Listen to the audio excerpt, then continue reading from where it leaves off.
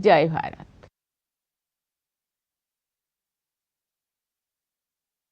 My dear fellow citizens, I extend my heartiest greetings to all of you on the eve of Independence Day. It is a matter of pride for all of us that Independence Day and Republic Day are celebrated by every Indian with zeal and enthusiasm. These are the days that specially remind us of our being proud Indians. The 15th of August is a date etched in our collective memory during the long years of colonial rule. Generations of Indians dreamt of the day of independence. Men and women, old and young, from all parts of the country yearned to throw away the yoke of foreign rule. Their struggle was marked by robust optimism, which has continued to propel our progress since independence too. As we salute the tricolor tomorrow, we will also be paying homage to the memory of all freedom fighters whose sacrifices won India independence on the 15th of August 78 years ago. After regaining our freedom, we also became a democracy with universal adult franchise. In other words, we the people of India put the power to shape our destiny in the hands of each of us without any restrictions of gender, religion and other factors that had barred many people from voting in other democracies. In spite of many challenges, the people of India made a successful transition to democracy. The transition was a natural reflection of our ancient democratic ethos. India had the oldest republics in the world. It is rightly acknowledged as the mother of democracy. When we adopted the constitution, it provided the edifice of democracy. We built democratic institutions that strengthened the practice of democracy. We prize our constitution and our democracy above everything else. As we look back on the past, we must not forget the pain inflicted by the partition of the country. Today, we observe Vibhajan Vibhishika Smriti Divas. Terrible violence was witnessed and millions were forced to relocate due to partition. Today, we pay tribute to the victims of the follies of history. Dear fellow citizens, our constitution contains 4 values as the 4 pillars upholding our democracy. They are justice, liberty, equality and fraternity. These are our civilizational principles that we rediscovered during the freedom struggle. At the heart of them all, I believe, is the notion of human dignity. Every human being is equal and everyone deserves to be treated with dignity. Everyone should have equal access to health care and education. Everyone should have equal opportunity.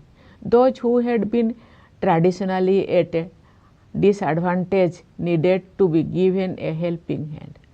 Keeping these principles foremost in mind, we started a new journey in 1947.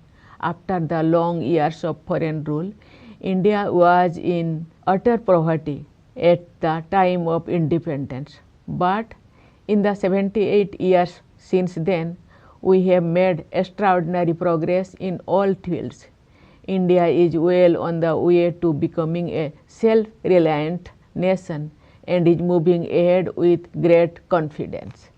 In the economic field, our achievements are all the more noticeable.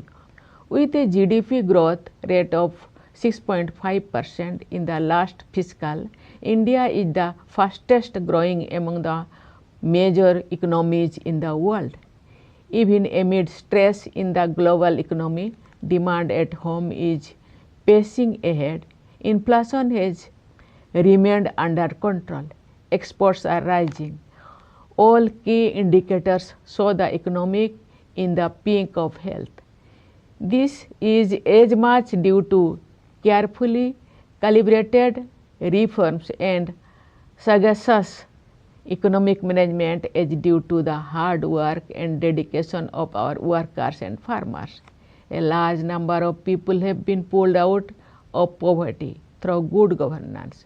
The government has been running a series of welfare initiatives for the poor and also for those who have risen above the poverty line but are still vulnerable, so that they do not fall below it again. This is reflected in the rising expenditure on social services. Income inequality is reducing. Regional disparities are also disappearing. The states and regions earlier known for weaker economic performance are now showing their true potential and catching up with the front runners. Our business leaders, small and medium industries and traders have always exhibited a can-do spirit. What was needed was removing the bottleneck in the path of wealth creation. That is so visible when it comes to infrastructure development over the past decade. We have expanded and strengthened the national highway network under the Bharatmala Pariyojana. The railways too have innovated, introducing new types of trains and coaches equipped with latest technologies. The inauguration of the rail link in Kashmir Valley is a major accomplishment. Rail connectivity with the valley will boost trade and tourism in the region and open new economic possibilities. This engineering marvel at Kashmir is a historic milestone for our country. The country is rapidly urbanizing, hence the government has been paying special attention to improve the conditions of the cities. Addressing the key area of urban transport, the government has expanded metro rail facilities. The number of cities with a metro rail service has gone up multifold in a decade. The Atal Mission for Rejuvenation and Urban Transformation, or AMRUT, has ensured more and more households have access to a tap with the assured supply of water and a storage connection. The government considers the basic amenities of life as rightful claims of the citizens.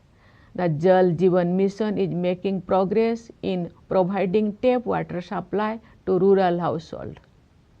In the healthcare sector, we have been witnessing a paradigm shift with a variety of initiatives under Ayushman Bharat, the largest healthcare scheme of its kind in the world. This scheme has already provided cover to more than 55 crore people. The government extended this benefit to all senior citizens of the age of 70 years and above, regardless of their income. As inequalities in access are removed, the poor and the lower middle class also benefit from the best possible healthcare facilities. In this digital age, it is apt that one sector in India that has seen the most dramatic advances is information technology.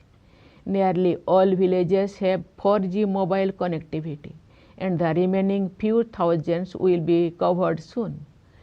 This has made possible large-scale adoption of digital payment technologies, in which India has become a world leader in a short span.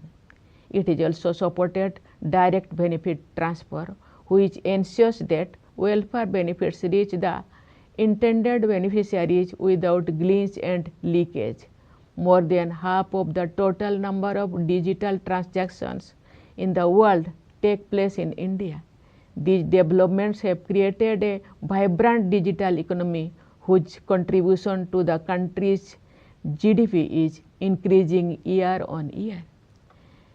Artificial intelligence is the next stage of technological advancement and has already entered our lives.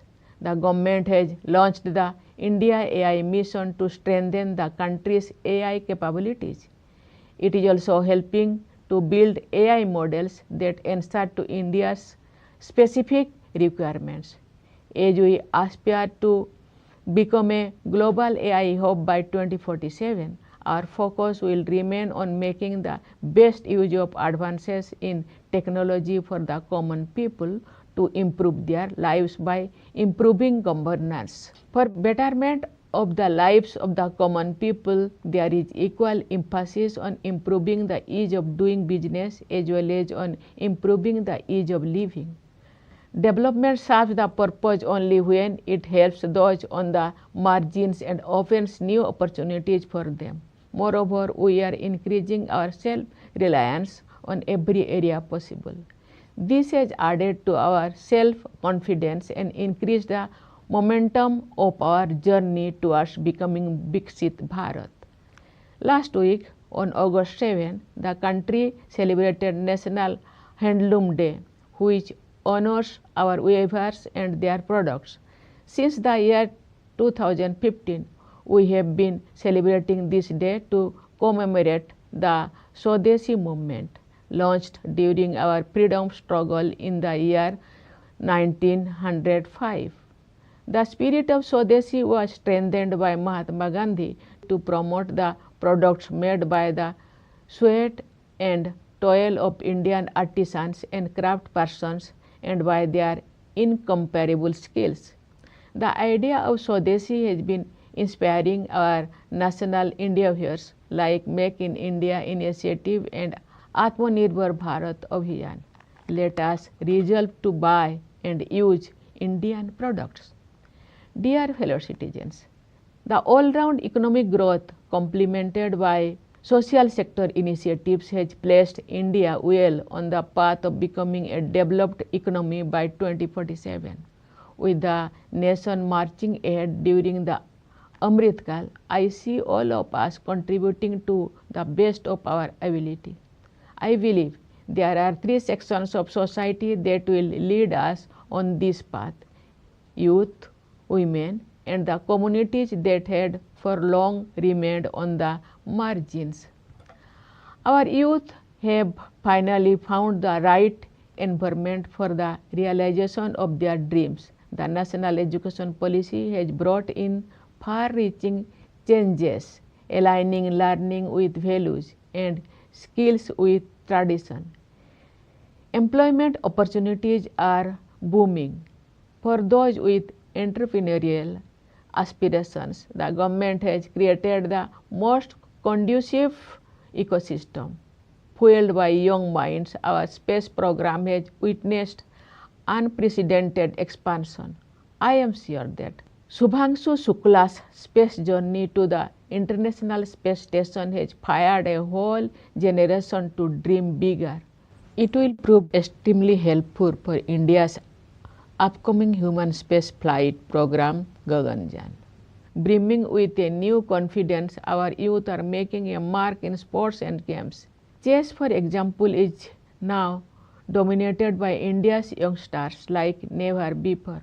We foresee transformative changes which will establish India as a global sporting powerhouse under the vision contained in the National Sports Policy 2025. Our daughters are our pride. They are breaching barriers in every field, including in the areas of defense and security. Sports are among important indicators of excellence, empowerment, and potential. The 19-year-old girl and a 38-year-old woman from India were the finalists in the FIDE Women's World Cup for Chess Championship. This underlines the sustained and globally comparable excellence across generations among our women. The gender gap in employment have also been reducing. With Nari Shakti Bandhan Adhiniyam, the empowerment of women is no longer a slogan but a reality. People belonging to a major segment of our society comprising scheduled castes, scheduled tribes, backward classes and other communities are shedding the tag of the marginalized. The government has been actively helping them to realize their social and economic aspirations with several initiatives. India is moving ahead at a faster pace towards realizing its true potential. Across our reforms and policies have created an effective platform. I can see a bright future ahead in which every one of us will be energetically contributing to the prosperity and happiness of all of us. We are moving ahead towards that future with sustained good governance and zero tolerance for corruption. Here I am reminded of an important statement by Mahatma Gandhi. He had noted, and I quote, "Corruption and hypocrisy ought not to be inevitable products of democracy." Let us pledge to realize Gandhiji's ideal and weed out corruption. Dear fellow citizens, this year we had to face the scourge of terrorism. Killing innocent citizens on holiday in Kashmir was cowardly and utterly inhuman. India responded in a decisive manner and with steely resolve. Operation Sindoor showed that our armed forces are prepared to meet any eventuality when it comes to guarding the nation. With strategic clarity and technical capability, they destroyed terrorist hubs across the border. I believe Operation Sindoor will go down in history as an example in humanity's fight against terrorism. In our response, what was most noticeable was our unity, which is also the most befitting response to those who wanted to divide us. Our unity was on display also in the multi-party delegations of the members of parliament that reached out to various nations to explain India's position. The world has taken note of India's stance that we will not be the aggressor, but we will not hesitate to retaliate in defense of our citizens. Operation Sindoor was also a test case of the Atmanirbhar Bharat mission in the defense sector. The outcome has proved that we are on the right path. Our indigenous manufacturing has achieved the critical level that makes us self-sufficient in meeting many of our security requirements. These are landmark achievements in India's defense history since independence. Dear fellow citizens, I would like to take this opportunity to urge all of you to do what you can to protect the environment. To respond to the challenge of climate change, we must also change. We must change our habits and our worldview. We must change our relationship with our land, rivers, mountains, and with flora and fauna. With contribution from all of us, we will leave behind a planet in which life will be flourishing in natural order. Dear fellow citizens, I have in mind especially the soldiers guarding our borders and the police as well as Central Armed Police Forces. I extend my greetings to the members of the judiciary and the civil services. My Independence Day greetings to the Indian officials in the missions abroad and also to the Indian diaspora. I once again extend my greetings for Independence Day. Thank you. Jai Hind, Jai Bharat.